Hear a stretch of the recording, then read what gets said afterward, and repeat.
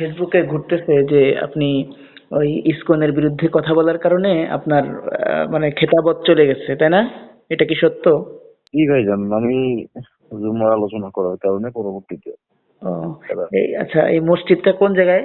এটা হচ্ছে আপনার কুমারখালী সন্ধ্যা বাইতুল হামিদ জামে মসজিদ। কুমারখালী? আমার বন্ধু কুমারখালী?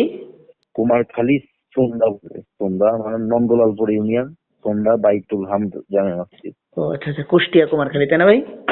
হ্যাঁ হ্যাঁ, কুষ্টিয়া। পরবর্তীতে আবার ফেসবুকে দেখলাম যে কমিটি নাকি বাতিল করা হয়েছে, নাকি এরকম একটা খবর শুনলাম। হ্যাঁ, যখন মানে অন্যান্য সব ওলামা ইকরাম এবং অন্যান্য দ্বীনী ভাইয়েরা যখন এখানে উপস্থিত হয়, পরবর্তীতে কমিটির যে মেন যারা ছিল সহ সভাপতি এবং ক্যাশিয়ার সেক্রেটারি তারা এলাকা থেকে চলে যায়, তারা এলাকায় ছিল না। তখন শুধু সভাপতি সাহেব যে উনি উপস্থিত ছিলেন এবং দুজন সদস্য উপস্থিত ছিল কমিটির, আর এই গ্রামবাসী উপস্থিত ছিল। এখানে কমিটি বাতিল করা হয় আর আমাকে এখানে বহাল রাখতে চায় তারা। তা আমি ওইখানে একটা নিরাপত্তা জনিত কারণে যে বললাম আসলে, কারণ যারা এই সেক্রেটারি এবং সহসভাপতি ক্যাশিয়ার হচ্ছে এলাকার প্রভাবশালী, আর একই বংশের ওরা। আচ্ছা আচ্ছা। কারণ এখান থেকে তিনি ভাইয়েরা যখনই চলে যাবে তখনই হচ্ছে আপনার ওরা আবার ওদের প্রভাবটা খাটাবে, কারণ ওই ওদের সামনেই এলাকার লোকজন কথা বলতে চাইতেছিল না, কিন্তু যখন অন্যান্য ভাইয়েরা সাহস দিতেছে, আমরা সাহস দিচ্ছি, তখন তারা মুখ খুলছে। আমরা চলে আসার পরে আমাকে নিয়ে অনেক ধরনের বিতর্ক ওরা সৃষ্টি করতেছে, বিশেষ করে যে জামায়াত ইসলামের সেক্রেটারি আপনার কুমারখালী থানা, ওদের নাম আসছে তো। ও, মানে ওরা আপনার উপরে বলতেছে যে আপনি জামাতের লোক, এভাবে? না না না, মানে আমার মসজিদের যে ক্যাশিয়ার, হ্যাঁ হ্যাঁ হ্যাঁ। সে হইতেছে জামায়াত ইসলামের সেক্রেটারি কুমার। আচ্ছা, হ্যাঁ হ্যাঁ। আর যে সহসভাপতি সে হচ্ছে সাবেক সচিব, আওয়ামী লীগ করতেন উনি। এনারা হচ্ছে এটা দিয়ে আবার একটা অপপ্রচার চালাইতেছে যে আমার সাথে তাদের বেতন নিয়ে ঝামেলা ছিল। আমি গেছি মাত্র 1 মাস, মানে নভেম্বরের 1 তারিখে জয়েন করছি, তারা আমাকে 28 তারিখে বেতন দিছে। 28 তারিখে বেতন দিয়ে আমার বাড়িতে আসার কথা ছুটিতে 30 তারিখে তারা রাত্রেবেলা বললেন আজকে কাজ দরকার নেই, আপনি কালকে যায়েন। রাত্রে মিটিং এ আমাকে সবকিছু জানাই দেন, পরে সকালে বললেন যে আপনি আজকে থেকে চলে যান, আর আসেন না। মানে রাত্রেও তারা আমাকে বরখাস্ত করেনি, সকালে তারা আমাকে আচ্ছা, মূলত ঘটনাটা কিভাবে শুরু হয়েছিল যদি একটু বলতেন। ঘটনা তো আসলে আমি তো জুমার দিন আলোচনা করছি, এটা তো তখন আমি জানি না যে এরকম কোনো প্রতিক্রিয়া আসবে। আর আচ্ছা, ওইটা কোন জুম্মা ছিল? কোন জুম্মা আমি ছিল? দেখি নাই। এই শুক্রবার?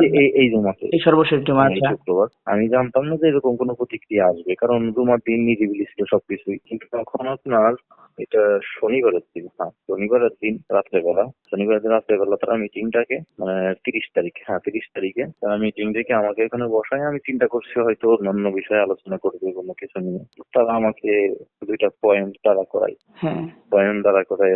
এক হচ্ছে যে আমাকে বললেন যে আপনি এরকম বিশ্ব রাজনীতি নিয়ে আলোচনা করেন, আপনি ইসকন নিয়ে এখানে আলোচনা করলেন কি কারণে, এখানে ইসকনের আলোচনা কি কারণে ঢুকাইলেন, ইসকন এত বড় একটা রাজনৈতিক দল, সেই দল নিয়ে। তখন আমি তাদেরকে বললাম যে এদের কর্মকাণ্ড সম্পর্কে কি আপনাদের ধারণা আছে, এরা কি করে? তখন বলতেছে হ্যাঁ হ্যাঁ আমরা জানি, আপনাকে এত জানাইতে হবে না আমাদের, এইগুলো মসজিদের ভিতরে, কারণ পাশে আবার ইসকন মন্দির আছে এখানেই, পাশে ইসকন মন্দির আছে। ও, মানে মসজিদের কাছেই ইসকন মন্দির? হ্যাঁ হ্যাঁ, ইসকন আপনি গুগল ম্যাপে দেখতে করতে পারবেন। আচ্ছা আচ্ছা। ইসকন মন্দির আছে। এখন আর একটা পয়েন্টটা তো আসলে আমি 1 মাসের হয় নাই, তারা কি দোষ করে, আমার কোনো দোষ পাইতেছে না। পরবর্তীতে তারা বললো যে আপনার হইতেছে আমরা মসজিদের যাবতীয় যত দায়িত্ব আছে সমস্ত দায়িত্ব আপনার দিছি, কিন্তু আপনি খাদেম রাখাইছেন, এটা আমরা সন্তুষ্ট। মানে আমি একজন খাদেম রাখতে বলছি, তারা একজন খাদেম রাখছে, বলছে এটা আমরা সন্তুষ্ট না, এই জন্য আপনাকে আমরা বরখাস্ত করতেছি। আপনি না বরখাস্ত করার কথা তখন বলে নাই, বললো যে এই জন্য আমরা তোর উপরে নাখোশ। তা আপনি যদি এগুলো বাদ দেন, যে এগুলো আপনি বলবেন না, সব কথা আপনি আর বলবেন না জুমার দিন, আপনি নবী জামানার ঘটনা সেগুলো বলবেন না, বর্তমান সময়ে মানুষ যেগুলো পছন্দ করে এগুলো বলবেন, তাহলে আমরা আপনার থেকে এগুলা মানে করতে। আমি বললাম যে না, আপনার যদি আমার থেকে এরকম কিছু আশা করেন আমি এগুলো বলবো না, তাহলে ভুল ভাবতেছেন আপনারা। পক্ষে কথা বলতে গেলে প্রচলিত কোনো রাজনীতির পক্ষে যায় না, বরং তাদের বিপক্ষেই যায়। হুম হুম হুম এটা আমি বললাম। পরবর্তীতে তারা আমাকে আমার রুমে পাঠিয়ে দিল। রুমে পাঠিয়ে দেওয়ার পরে তারা রাত 10টা পর্যন্ত মিটিং করে আলোচনা করে। ফজর পর আমাকে বললো যে আজকে নভেম্বরের 1 তারিখ আসতেছে। তারা যে ফেসবুকে দেখলাম এটাও দেখছে তারা যে আমরা তাকে 1 মাসের সময় দিচ্ছি যে হুম আপনি 1 মাস থাকেন, সম্পূর্ণ মিথ্যা কথা এটা। হুম হুম তারা আমাকে ফজর বাদ বললো যে আজকে আপনি চলে যান, আজকে 1 তারিখ, আজকে পর থেকে আপনি আর আইসেন না। ও পরবর্তীতে আমি যখন কাপড় চোপড় গোছায় বের হইতে যাই, হুম তখন মুসল্লিরা আমাকে ঠেকায়, এলাকাবাসী, হ্যাঁ যে আপনি কোথায় যাইতেছেন? তাই বললাম চলে যাইতেছি। আমাকে তারা বিদায় দিয়ে দিতে। কে বিদায় দিয়েছে আপনাকে? আমি বললাম কমিটিতে যে 7-8 জন আছে তারা আমাকে বিদায় দিয়েছে। হ্যাঁ তখন মুসল্লিরা বলবে না, আপনাকে যেহেতু আমাদের সামনে সবার সামনে রাখছে, তারা বলবে না যে কি কারণে আপনাকে বিদায় দিল। হ্যাঁ হ্যাঁ পরে তারা মাইক টাইক ভাড়া করে পুরো এলাকায় মাইকিং করে সবাইকে দুপুর 2টার সময় মিটিং এর জন্য ডাক দেয়। আর আমি হচ্ছে মোটামুটি এর আগের থেকে ফেসবুকে লেখালেখি করি। হ্যাঁ হ্যাঁ মধুখালীর যে মধুখালীর 2 জন মধুখালীর 2 জন ভাইকে ইসকনের হ্যাঁ সদস্যরা হত্যা করে, হ্যাঁ সেটা তো জানেন। হ্যাঁ হ্যাঁ হ্যাঁ তো তখন এখানে একটা ভূমিকা পালন করছিলাম। তখন থেকে আমি মোটামুটি তার আগের থেকেও লেখালেখি করি। এই জন্য আমি এই বিষয়টা মানে আগেই ফজরের পরে যখন আমাকে বলছে তখন আমি পোস্ট করছি। তখন বিষয়টা যে এরকম ভাইরাল হয়ে যাবে তখন তো আমি আর বুঝিনি। হ্যাঁ এখন আমি চলে আসতে গেলাম, দেখলাম যে এলাকায় একটা বিশৃঙ্খলা হইতে পারে শ্রমিকদের সাথে, কমিটিদের সাথে, কারণ কমিটির লোকজন তো অনেক প্রভাবশালী। পরে তারা আসতে দিল না, জোর করে রেখে যে পরবর্তীতে কমিটি তারা বিলুপ্ত ঘোষণা করবে, কিন্তু আমি নিরাপত্তার কারণে এখান থেকে চলে আসি। আচ্ছা আচ্ছা এখন বললেন যে সেক্রেটারি হলো আগে আওয়ামী লীগের রাজনীতি করতেন তাই না? না না, আওয়ামী লীগ হচ্ছে আপনার সহ সভাপতি, যে ও সহ সে হচ্ছে আপনার সভাপতি। সাবেক সচিব।